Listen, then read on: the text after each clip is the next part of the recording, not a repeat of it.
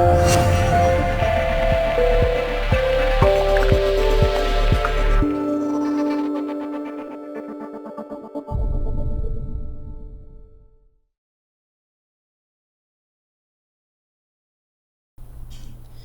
this video, we're going to cover the anchor management. And to access the anchor management window, we need to click on the View tab and Anchor Management.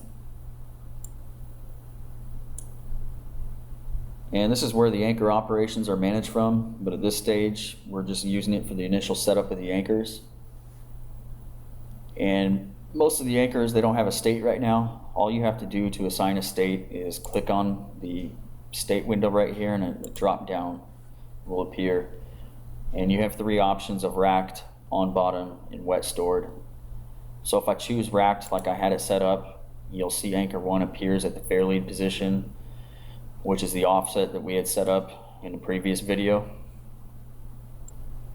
If the anchor is racked, it's going to constantly update its position based on that fair lead offset that we had put in. We can also change this to on bottom and click OK. And you also have the option to put in your position. So if I go out to the proposed target location for anchor 1, I can grab our coordinate picker and copy the coordinates to the clipboard and paste that into our current position. And then you'll see that our anchor line has been drawn to anchor 1 target now. If we change the state to wet stored, you'll see that the line that was drawn disappears because we're just wet storing an anchor and the line does not apply for this setting. So for the purpose of this demo, I went through and put anchors 2 through 12 on bottom and left anchor 1 racked. And when we finish setting up the tug station, we're going to run a simulation of running out anchor 1. So this concludes setting up the anchor manager station. There's a couple more things I wanted to point out. You'll want to make sure that you have some sort of time sync. That way all the data will be displayed correctly and you won't run into issues with vehicles getting displayed on different stations.